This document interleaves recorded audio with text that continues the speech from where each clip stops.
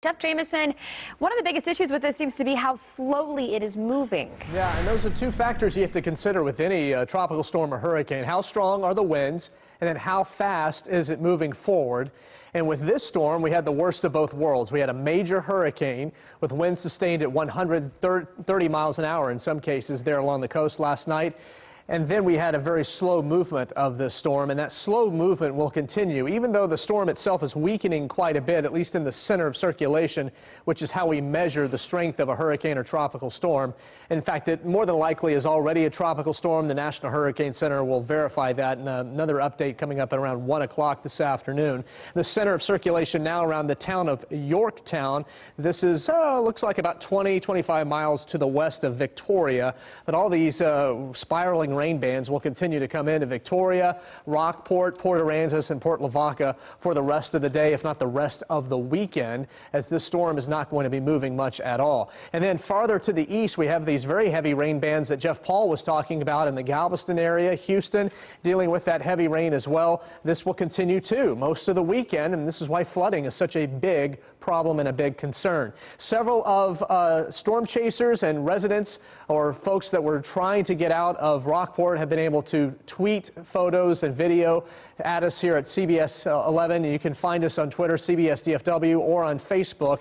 Jeff Petrowski is a friend of ours here at the CBS 11 Storm Center. He's a storm chaser as well, and he was riding out the storm in Rockport last night, and you could see some of the damage that he is reporting. In fact, he's saying several buildings have collapsed like this in the town of Rockport. Mike Thies, looking at the extreme damage in Rockport here, you can see how this structure looks like maybe a home decimated in the strong winds and possible storm surge. Those are usually the two biggest killers with a landfalling hurricane. The storm surge, which obviously has a lot of power behind it with that water, and obviously the winds too. Now, Jeff Gammon's looking at the damage again. This is all out of Rockport, and it seems like Rockport is kind of the epicenter here, where we had landfall and where we've had the most damage reports coming out of. And Jeff also showing some of the damage to, it looks like that's some type of strip center there in the town of Rockport.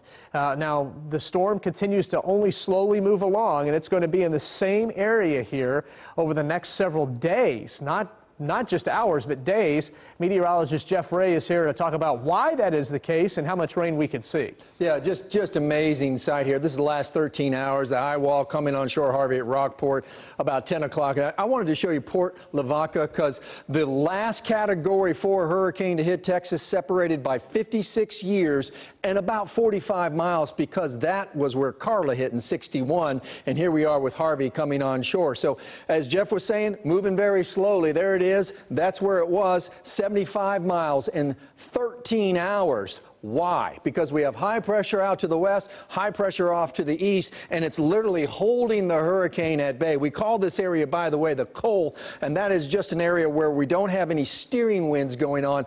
Anything caught here is going to stay here for a while. Meanwhile, the jet stream is way up to the north, so there's nothing to kick it out. And this is catastrophic when it comes to hurricane rains, because the tremendous amount of moisture that's thrown onto shore with a slow-moving hurricane then dumping all that rain out. You can see we're talking about 30 inches of rain estimated here in this particular computer model. But as we go on through the week, we're going to see all the heavy rains now shift off to the north of the storm, and College Station, Houston, a foot of rain anticipated by the time we get into the middle of the week. When we talk about catastrophic flooding, that's what we're talking about. Now, you're probably wondering if any of this big rain is going to get here. Let's bring back Jeff Jamieson and talk about that. Yeah, we definitely are looking at a few showers even right now on the radar.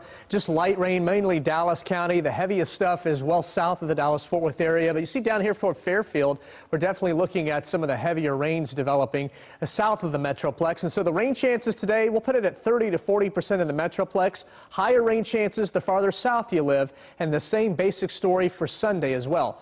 Not a washout of a weekend, but do keep the umbrella nearby just in case you get underneath one of these showers. So again, about a 30 to 40% chance of rain for today and tomorrow. Cool highs in the mid-80s. I think we'll see fewer showers around Monday and Tuesday based on the current track of Harvey, but let me just assure you that that track is going to change. As it stands right now, it looks like it does arrive in a very, very weakened state, but probably a weak tropical low Thursday and Friday. And if it moves north like we think it might right now, we'll have some widespread, possibly heavy rain around here, but not until Thursday and Friday. That's still 6-7 days away.